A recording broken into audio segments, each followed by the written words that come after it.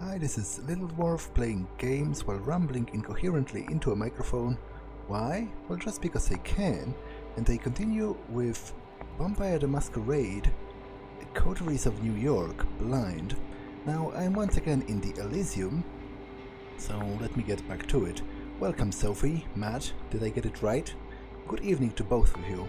I understand that there is somebody else you wish to present to the court tonight. Yes, Prince, they will be joining us shortly. My assistant is retrieving them presently. And this better be worth the prince's time, Langley. The prince gives Kadir a cold glance. Forgive the sheriff's harshness. He is in particularly foul mood tonight. Something to do with Matt's begetter eluding his grasp, I believe. So they are hunting down my sire, I guess, but judging from what she just said, they have had no luck so far. Ouch, that must have hurt his ego, even if his only reply is a crooked smile. The mention of your sire makes you feel a pang of emotion again. Whoever he was, he left a lasting impression, one reinforced with your visit to the show space last night. That's the past. Right now, though, you're back in the gallery and you're reminded of your sister instead. Emma frequents this place. Is she aware of those clandestine meetings after dark?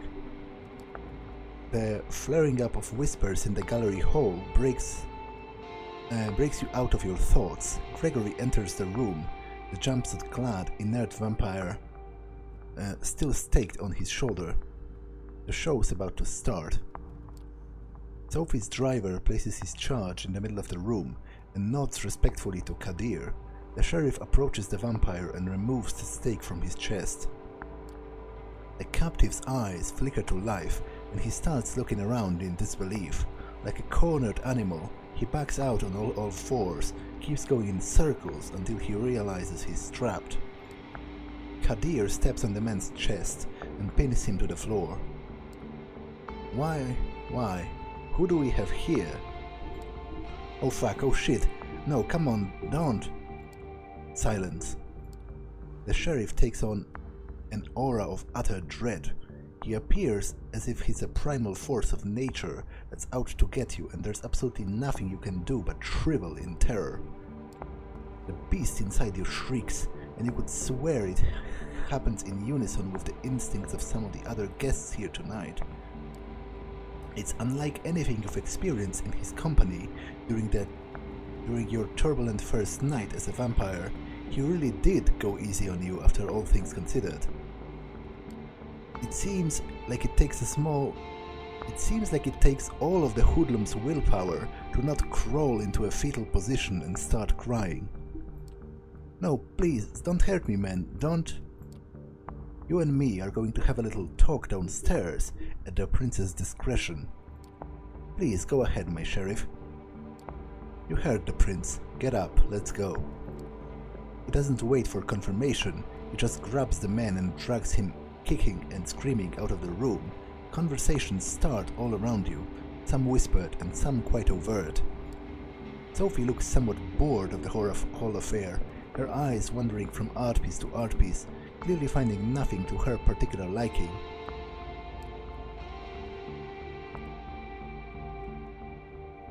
Wait, is there torture in the art gallery? Did I miss that?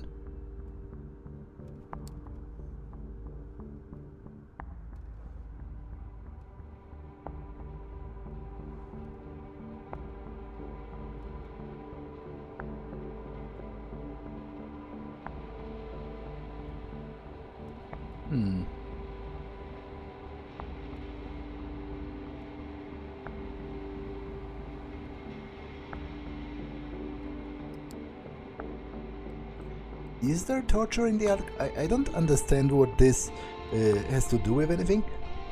Like, the game has not described to me any of the pieces in great detail. And it's not like, I wouldn't say Kadir stepping on this guy's chest is tantamount to torture. Like, that would be kind of unfair to even compare the two situations. So what does he even mean? For how cultured you all seem, torturing somebody in an art gallery doesn't seem to faze you. But what torture? It seems like I have missed something.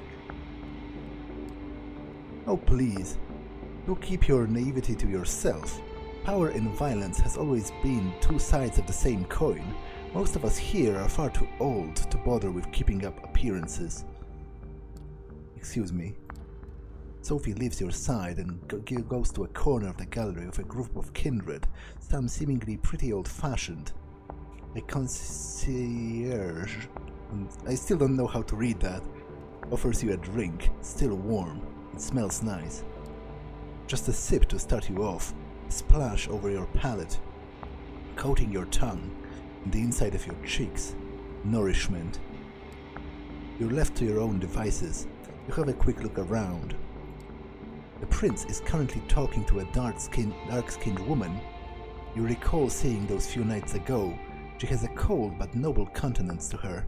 Their conversation seems to be casual. A loud, shrill laugh turns your attention to the bespectacled man you saw with Sophie on the night of your judgment. He's making the rounds, chatting up different patrons. You feel somebody's eyes on you. A casually dressed, plain-looking man stands alone near a column, watching you. He turns his gaze away sheepishly when he realizes you've noticed. Okay, I guess I will be interested to learn why the guy was looking at me and why did he feel embarrassed when I noticed that. Let's go and talk to him. There's something about this guy. It's not that he's staring at you. Most everyone in this room has at one point or another. It's how he does it. He seems shy, maybe even afraid. It's hard to find a secluded spot in the gallery tonight, but this guy has an entire corner of the room all to himself. As you approach, he's standing alone with no glass in hand, a worried look on his face. Something wrong? You look worried. Is something wrong? What? What, besides hanging out with blood-drinking monsters and acting like it's no big deal? No, I guess it's business as usual. Oh, so he's a ghoul, probably. Like, he's not a vampire, judging from the way he phrased it. And apparently his name is Robert Larson, even though he hasn't introduced himself to me yet, so I'm not sure why the game has given me his name already. His bitterness is palpable. Sorry, having a bad time. The name's Larson. You can call me Robert. Either's fine.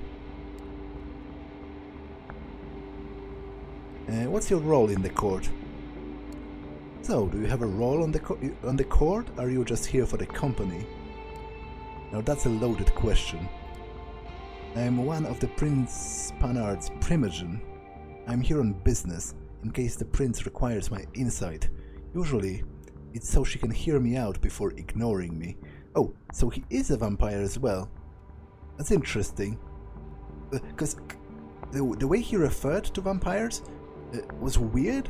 It's weird to do it when you yourself are one of them. Because he called them blood-drinking monsters, but then it's what he is as well, by necessity.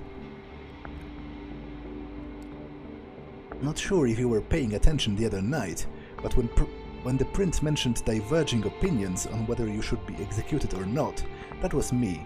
I was the diverging opinion. That's nice of you. Yeah, thank you. That's huge, thank you, even if it didn't change the prince's mind. Yeah, that's usually how it goes. Listen, I don't want to be rude, and I appreciate you reaching out, but a word of advice, stay away from me.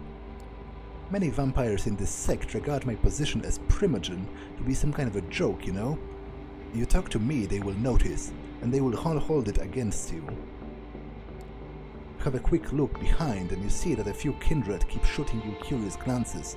One woman in particular, a redhead boasting a fanciful hairstyle, watches you disapprovingly. Some of them already do, I imagine. Excuse me, I need to try to get a word with a few Primogen members before Kari returns. Enjoy your night. With just the critical looks of a few kindred to keep you company, you start thinking about who to pursue next. You notice Sophie mingling with other kindred, clearly in her element and not to be disturbed. Kadir hasn't come back yet, so you probably still can find time for at least one conversation. I guess let's try talking to the prince. You approach the prince, trying to stay as respectful of her private conversation as possible. She glances at you as you step forward, her scrutinizing gaze mimicked by her companion.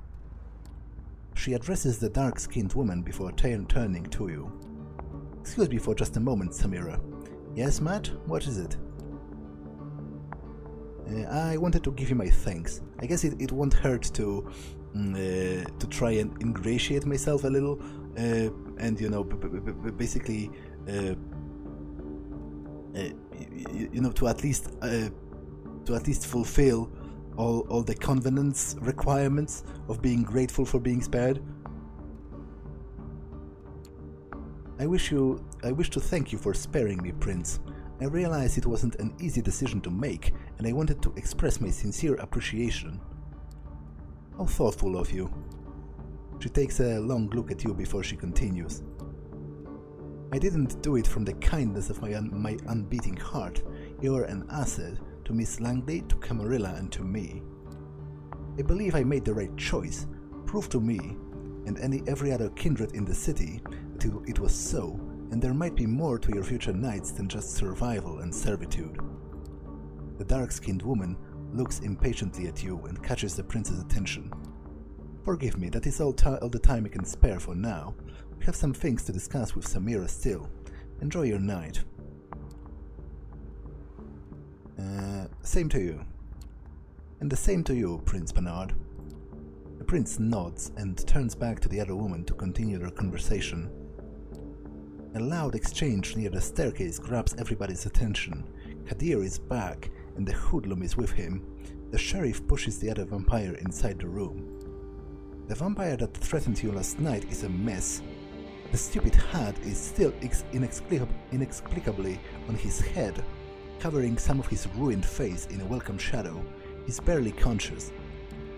His shin is broken, you think, something protruding there, making the pant leg bulge. One arm seems twisted at a strange angle. Very little blood, surprisingly, but clearly a whole lot of hurt. Well, Kadir, did our guests cooperate? Tell the prince your name. It's Howard. And who do you run with, Howard? The Midnighters. An Anarch coterie, my prince. Active for some time now, though for what this one told me, the name is about the only legacy this group has kept over the years. I see. Hey, Prince, I didn't mean it. I didn't know. I didn't... A loud crack makes some of the guests audibly gasp as Kadir's slap dislocates the man's jaw. Spray of blood creates something like an abstract art piece on the floor. This one is guilty of threatening a member of the Camarilla and claiming domain without the prince's approval. This alone would be enough to pass swift judgment, but he is also Anarchs scum. My prince? There can be only one verdict, final death. Do your duty, Sheriff. Unless, of course, somebody else would like to play at being a good Samaritan, like our dear Miss Langley a few nights ago. The look the prince serves you and Sophie is a cruel jest. Sophie takes it gracefully, smiling and slipping her arm under yours in a strange public show of affection. Nobody says anything. The vampire named Howard jumps to his feet and makes for the window.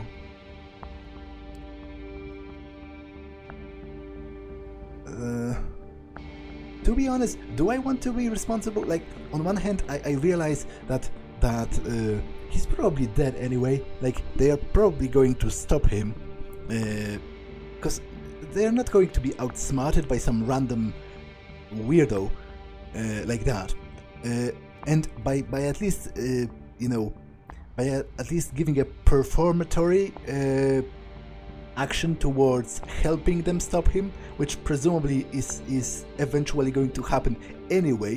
I could look like I want to support them, and it might be in my favor, kind of. But on the other hand, I kind of don't want to lend a hand in him getting killed, because to be honest, I don't.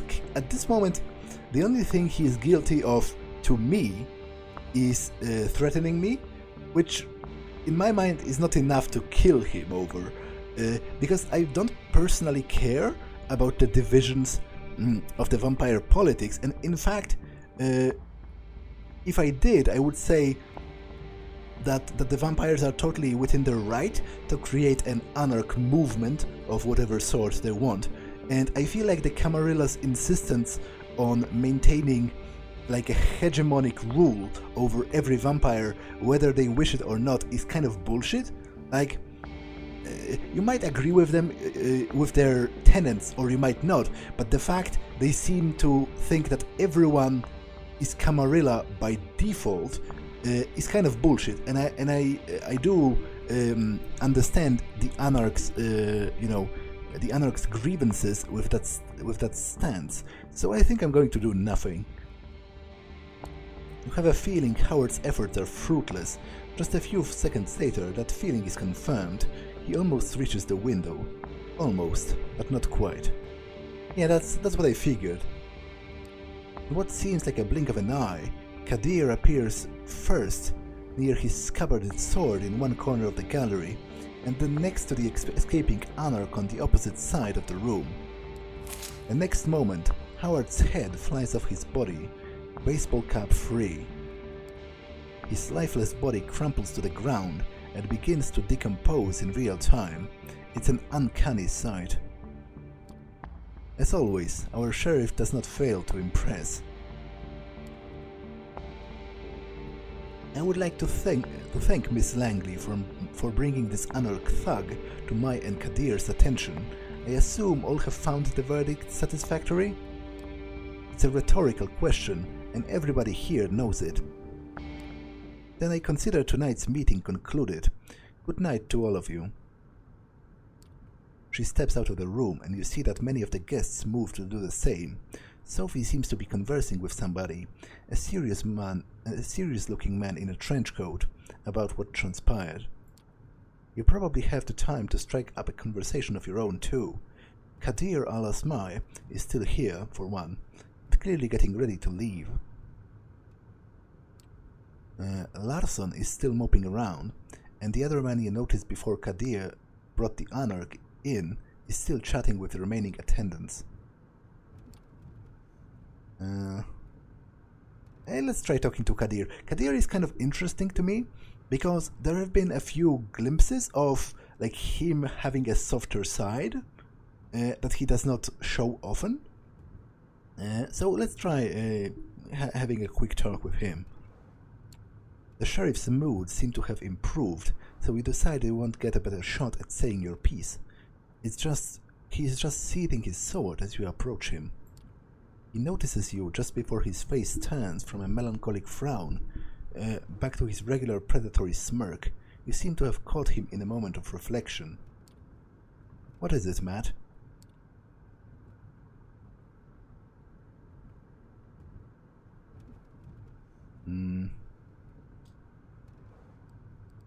I doubt he's going to say anything. He does not seem like a person that would confide in a stranger. Like he seems very closed off. He seems like a person who keeps his emotions to himself. But let's give it a try, just to hear his response. Is everything all right?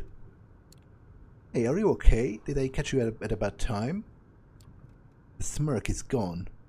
His lips are tight now, his face a mask of professionalism and restraint. I have no idea. What are you talking about? This is a night like any other. I wonder, how does it feel to bring a lamb to the slaughter the way you did tonight? Do you feel any remorse, regret? I'm going to enjoy guessing. If there's nothing else, I'll be taking my leave. He seems to...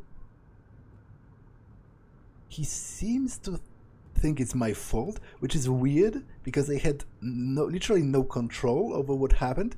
It was Gregory who staked him, I presume on the orders of Sophie, and then it was Sophie herself who decided he should be brought here.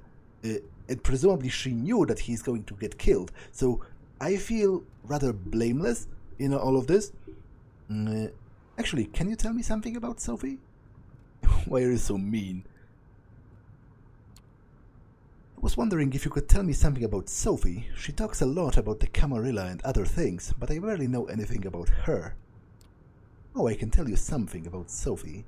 Some things you wouldn't want to hear, like the fact she's manipulative and vindicative. But then again, which of us kindreds aren't? You want to know more about Sophie's past? Ask her. She's unlikely to tell you the truth, though. I'm quite sure she never told me, despite our previous history. That's what we do, fledgling. We exist for centuries and we lie. To our families, to our friends, our lovers, to our kindred, to sires and childer, to ourselves. He picks up the sword and turns towards the stairs. Good night. Watch yourself. You've messed up my batting average, so I'll be sure to keep a close eye on you. Wait, what does that mean? Does he mean that the fact I was so cooperative meant that he didn't get the chance to beat me up? Like, is that what he means? What does he mean by batting average? With that final threat, he leaves the gallery. It's right about when Sophie also ends her conversation and walks over to you. Interesting evening, wasn't it? Come, Gregory's waiting downstairs. She seems preoccupied with something, and not in a talkative mood. It's an awkward ride back to the city. This time you arrive at another building, just 2 streets across from your apartment. She brings you upstairs, through a very nice-looking lobby and a luxurious-looking hall into her domain. Please have a seat. I shall be right with you. You take in your surroundings. The apartment is like a gallery, an old-school smoking room that you've seen in some of a period piece once, a Novaricious living room meticulously combined together. Apologies, old habits die hard.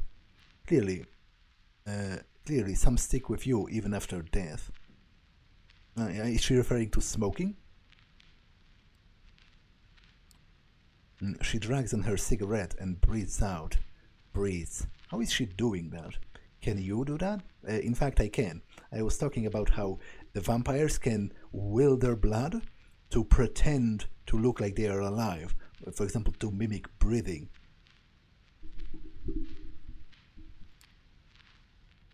Oh yes, you might not know. It takes some practice, but you can keep smoking if you'd like. Other things too. Experiment. You might surprise yourself. But I did not bring you here to show off.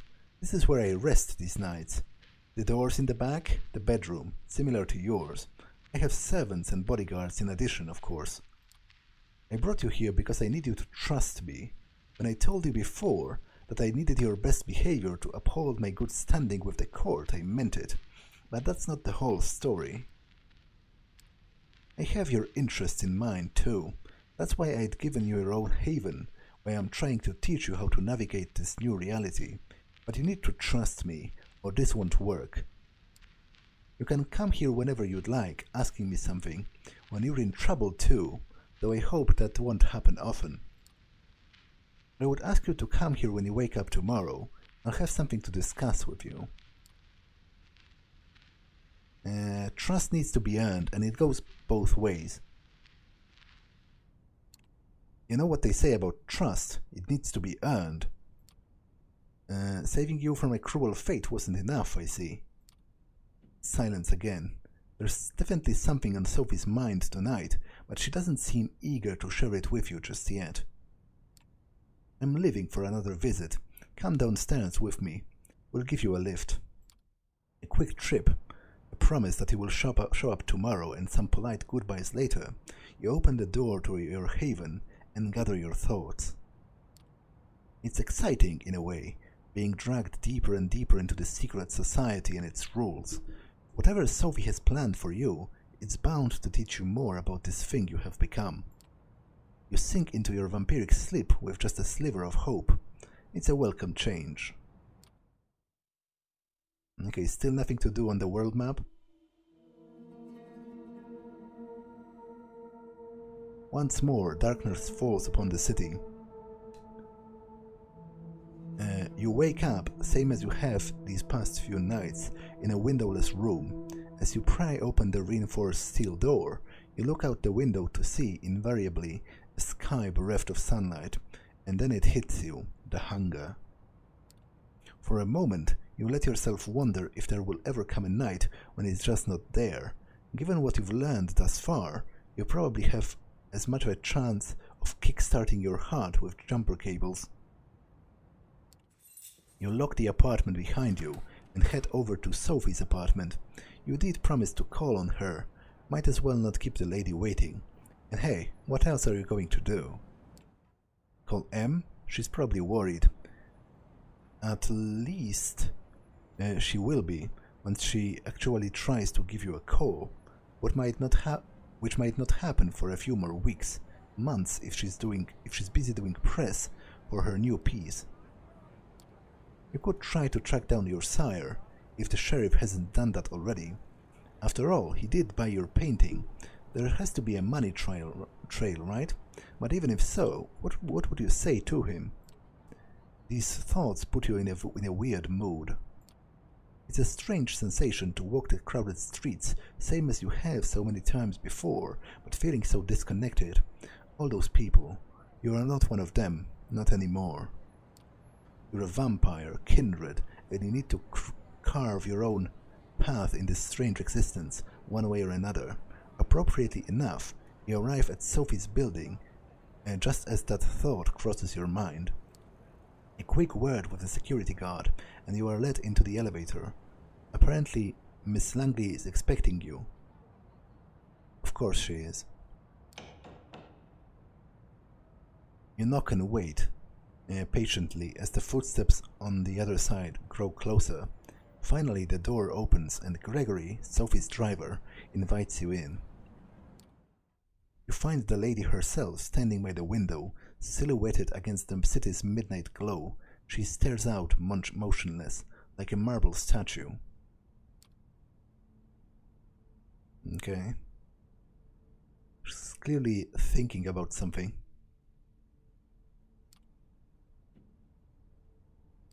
Everything all right?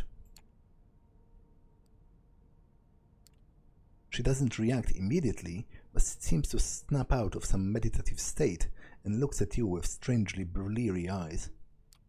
Yes, it is. How kind of you to ask. Tell me, when you look out at the city, when you see the lights, the hum, smell the rain on the pavement, what do you think about it? You gaze out. You thought the city couldn't surprise you anymore. You lived here all your life, after all, but tonight something feels different. You realize, in this moment, that you have truly changed. Yes, you know what Sophie means, the way she gazed out the window and saw the truth beyond. You do the same. The view is fascinating, each detail absorbing, every angle a new experience. The familiar made sublime. When you turn to Sophie again, she smiles at you knowingly. Ah, you understand. I had my doubts, but perhaps we are of shared lineage after all. You see, the blood that flows within me is that of clan Toreador. There are 13 such bloodlines among kindred, though that number has been contested in the past, and these nights it seems that nothing is certain anymore. The clans have gone by many epithets over the years, but the names used these nights have their roots in medieval times, the original Inquisition, if you can believe it. They used these to categorize us, describe our inherent differences. In time, we adopted them ourselves. Each clan has a uniqueness about it, inescapable, originating from an ancient progenitor, carried from sire to child. For the clan Toreador, the gift lies in a sensitivity of sorts. We are all uniquely attuned to beauty and ugliness both. We can see either where most cannot, a blessing on most nights, occasionally a curse. The sheriff is of my clan as well, although you'd be hard-pressed to see him as such. Oh, interesting, I wasn't really thinking much about what clan he is, but Toreador didn't really cross my mind. Poor Kadir, it breaks my heart to see him in this state. Still, there is beauty to it as well, nothing like a good fall from grace. Try as she might to act playful, you can see that she genuinely cares. She lets her gaze wander for a brief moment, but is quick to regain her composure. Then there are the Ventrue, known for their pride and proclivity to rule over others. The prince represents that clan, and is quite common in our society around the globe. Where the blue bloods think themselves rulers, the Brujah like to think themselves as preeminent revolutionaries. They call for universal rebellion while being slaves to their own temper. We don't discuss the rabble much anymore, not after they've largely broken off with the Camarilla. To think that they were philosophers once, long ago. I hope to tell you more about some of the other bloodlines tonight. So what's my clan? I don't believe she has told me. Do you know what my clan is? No, I can only guess it, but based on certain aspects of your behavior and tastes, you will need to come to your own conclusions and seek validation from your clanmates, if you require such a thing. As you will no doubt learn, some kindred fit these stereotypes more than others. The blood is hard to deny, though there are certainly those who try. But that is perhaps a subject for another time. I invited you here for a reason. There is something I wanted to speak to you about. It is customary in our society, especially among younger kindred, to organize into coteries. Sometimes these are called by the prince themselves, or mandated by a fledgling sire. In our case, you may treat it as more of a strong recommendation. I want you to seek out companions, not only because you need to learn more about society, but also because it is useful. True friendships are rare among kindred, but having allies, even temporary ones, is something of a necessity these nights. We might be selfish creatures, but we are drawn to each other nonetheless.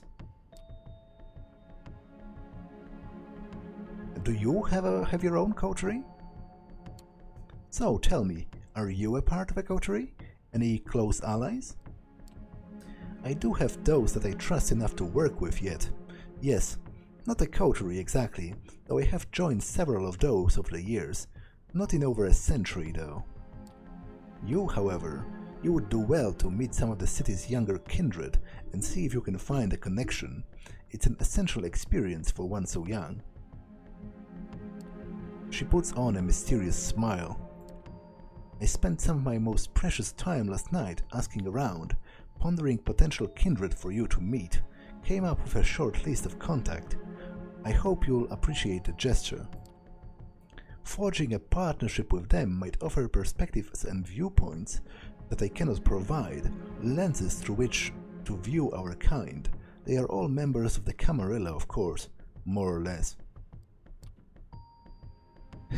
You're choosing, yeah, that's kind of what I thought.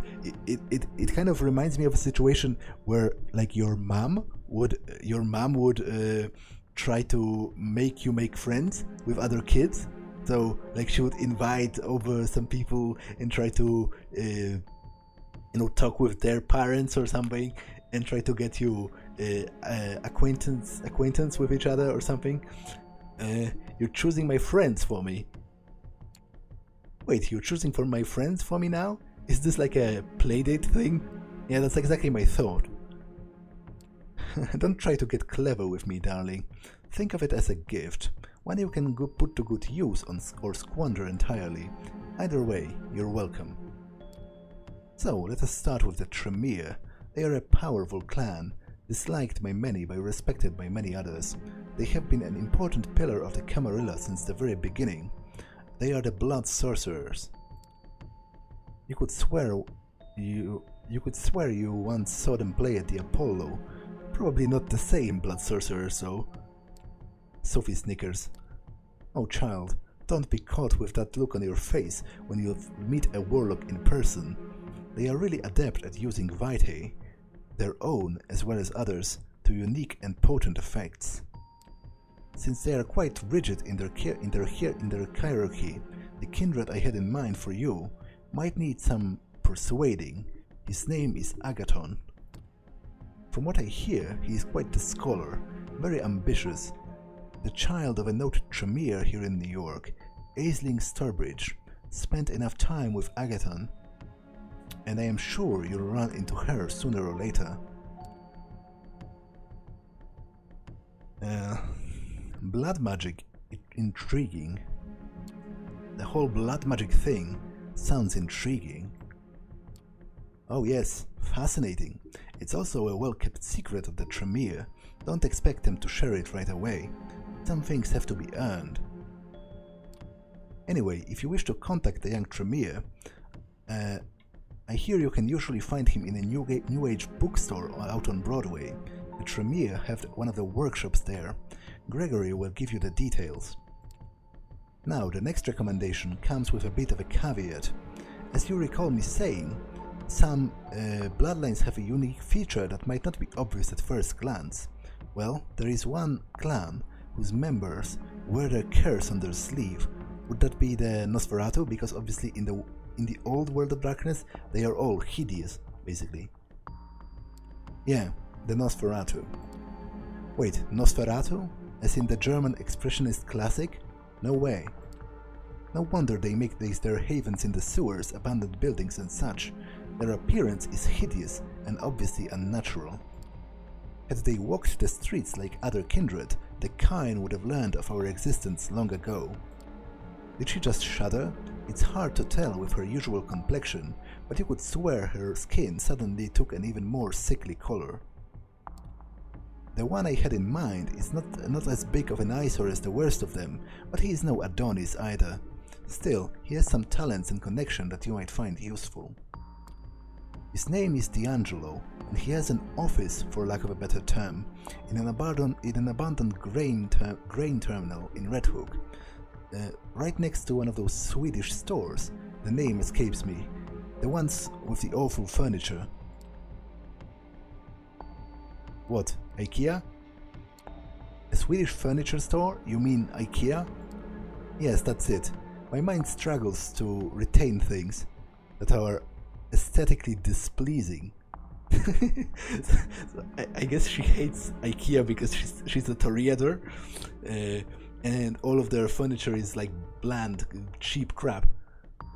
Although on the crap part, I don't necessarily agree myself. Like, I've had, obviously, you probably wouldn't furnish your house that you live in, that you intend to live in for the rest of your life, with IKEA furniture. But when I was at the university, when I rented a flat, IKEA furniture was actually quite useful and rather cheap, and generally it was nice to have an option to get it. D'Angelo does odd jobs for Kadir, digging up dirt, locating kindred who would prefer to remain hidden, the kind of work the Nosferatu are best at. He's on a case right now, something to do with Kine murders, I think. After our initial brush with our dear sheriff, I think it would be wise to show up some goodwill towards his agenda. Assisting D'Angelo with his investigation might be just the thing. She takes a brief pause to look out the window. Now come the two more exotic proposals. Exotic, as if the blood mage and the vampire detective were business as usual. You may have heard of the Gangrel before. They are a wild clan, in touch with their beasts in a way others might not dare to attempt. They keep mostly out of big cities, but there are exceptions. Nominally, they haven't been part of the Camarilla for over 2 decades, but the one kindred I would like you to meet has a strong, shall we say, familial ties to the sect. Her name is Tamika.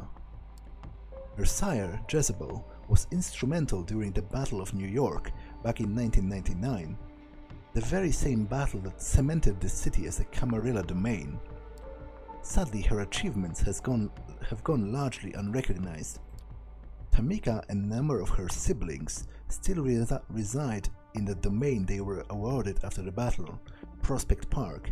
Jezebel herself has left the city some years ago, fed up with being underappreciated. You mentioned siblings? Why was it in... Oh, I guess they can't be siblings. She probably means other childer of Jezebel, not her actual siblings. That's why it's in quotations. You said siblings? Actual biological brothers and sisters? No, not in a mortal sense. The gangrel sometimes use the word brood to indicate a childer begat by the same sire. Yeah, right. As you can probably tell, they do take the whole animal motive quite far. I'm not sure how many of them there are, but they are rumored to be a tight-knit group. The gangrel often act on instinct, so when you meet Tamika or her siblings, be careful not to slight them. They are easily provoked and can hold a grudge for a long time. I speak from experience. So you see, seeking out Tamika could prove quite educational, if nothing else, and who knows, perhaps you will find her temperament to be a welcome change of pace. But speaking of a change of pace, I have a last suggestion for you, and it's the one that I don't make lightly, the kindred who calls herself Hope. She's a Malkavian. They are a uniquely cursed clan. For centuries we considered them mad, insane and unhinged, but those of us who spend enough time with them come to understand the truth. It is no sickness, but a unique perspective on the world that has them appear to us as unstable, and that perception can prove very valuable. Having a Malkavian as your companion might be taxing on the nerves, and a true test of patience at times, but their insight and intuition are unrivaled among kindred. As for Hope specifically, she is said to be a bit of a recluse, but I have it on good authority that she can currently be found in an internet cafe, I believe it's called, in the lower Manhattan, and Gregory has the address. Where did you learn about Hope? To be honest, I'm interested in learning about her because I don't quite like the player character Malkavian in Bloodlines, even though I love Bloodlines as a game. It's probably my favorite game of all time. I feel like the player character Malkavian was kind of botched, so I wonder what's the take on the Malkavian in this game, so I will probably seek her out. Where did you learn about her? Exactly. One of my colleagues told me about her. He considers her uniquely talented and tapped into the current fads among kind. Not something I'm personally interested in, as I'm sure you know by now. I take his word for it, at any rate. Well, I believe that is all of them. I still have a few social calls to make tonight, so I leave you to it. Use tonight and tomorrow night to arrange some cordial visits of your own. I will send a Gregory for you as soon as I have further need of your services. Oh, and that reminds me, you will need a car. Join us downstairs, won't you?